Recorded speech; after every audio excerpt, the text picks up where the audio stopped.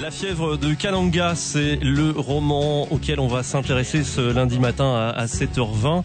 Et vous l'avez sans doute entendu d'ailleurs, ce week-end, l'OMS disait que le virus Ebola était hors de contrôle, malheureusement du côté de l'Afrique de l'Ouest. Alors il en est question notamment de ce virus Ebola, comme des autres tragédies de la guerre, notamment des Balkans ou en Afghanistan. Et pour parler de tout ça, ce matin, on appelle un militaire et écrivain qui a vécu 14 ans à Bastogne et qui revient très souvent dans sa famille à Marchand-Famenne.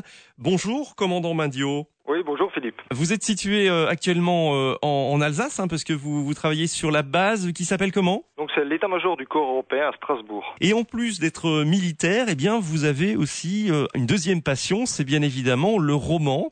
Alors votre deuxième roman dont il s'agit ce matin s'intitule La fièvre de Kananga, après les chemins oubliés. Alors comment parvenez-vous à puiser vos sources d'inspiration dans l'imaginaire tout en conservant le contexte géopolitique authentique ? Le fait de conserver le contexte géopolitique le plus authentique possible, c'est vraiment ma priorité durant la phase d'écriture. Et comme j'étais dans les régions concernées aux périodes relatées dans les récits, ça m'est plus facile. Néanmoins, c'est jamais suffisant. Donc par souci de crédibilité et par respect pour le lecteur, il faut rester au plus près de la vérité historique quand on aborde des sujets comme la guerre des Balkans ou la guerre d'Afghanistan, ou la vérité scientifique quand on aborde un sujet sensible comme celui de la fièvre Ebola. Et ça impose de faire de très très nombreuses recherches. Donc avant de me lancer dans l'écriture, j'ai déjà passé des heures à faire ces recherches. Donc on peut dire que c'est autobiographique tout ça ? Bon, vous savez, il y a toujours une part d'autobiographie dans un roman, qu'elle soit avouée ou non. Vous savez, je pense qu'il n'est pas possible de traverser Sarajevo en 96 ou Kaboul en 2012 ou encore Madagascar dévasté par un cyclone sans être soi-même impacté par ce qu'on voit et par ce qu'on ressent. Et qu'est-ce qu'il en est ressorti d'un point de vue humain, parce que c'est une expérience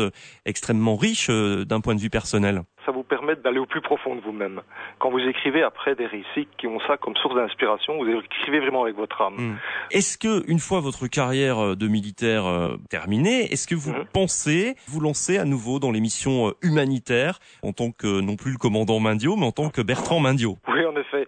Mon épouse étant malgache, on a un projet, c'est-à-dire que dans 5 ans, je devrais être retraité, et on a comme projet de reprendre la gestion d'un orphelinat à Madagascar. Et on s'y attelle déjà, on a déjà nos contacts. Un mot sur vos prochains romans, parce que je crois que en ce moment vous êtes en train d'écrire un roman sur le thème de la guerre en Afghanistan. En fait, j'ai actuellement 2 romans en cours d'écriture. J'en ai un qui est presque terminé, qui devrait sortir fin de cette année, début de l'année prochaine, et qui a comme cadre Madagascar, dans la lignée des 2 premiers, qui est un roman humanitaire qui parle de l'histoire d'un coordinateur humanitaire envoyé sur la grande île après le passage d'un cyclone. Et enfin, comme vous venez de le dire, j'en ai un en écriture aussi sur la guerre en Afghanistan, plus un roman d'aventure qui est composé de 3 récits en parallèle. Le premier de ce récit, c'est l'enlèvement d'un travailleur humanitaire arrivé à Kaboul pour une conférence internationale. Le deuxième récit, c'est le récit de ses proches durant ces mêmes événements, donc son épouse et ses collègues. Et enfin, le récit d'un de ses geôliers. Et comment fait-on pour se procurer ces ouvrages ? Ils sont disponibles dans toutes les librairies de la province de Luxembourg et d'une manière générale dans la région des 3 frontières, ou il faut les procurer via un site internet ? Les chemins oubliés, il est en cours de réédition dans une maison belge qui a racheté les droits. Il devrait être sur le marché au mois de juillet, c'est la maison Chloé Délice de Tournai. Il sera à ce moment-là disponible dans toutes les librairies belges et aussi via internet. Pour l'actuel, La fièvre de Kananga, il est disponible aux éditions Edilivre. Et pour les suivants, je vous dirai après. Et rendez-vous dans 5 ans pour cette belle mission humanitaire. Et peut-être qu'on entendra à ce moment-là votre épouse malgache. Merci, commandant, d'avoir été des nôtres ce matin sur Vivacité. Merci de m'avoir reçu et bonne journée à vous et à tous vos auditeurs.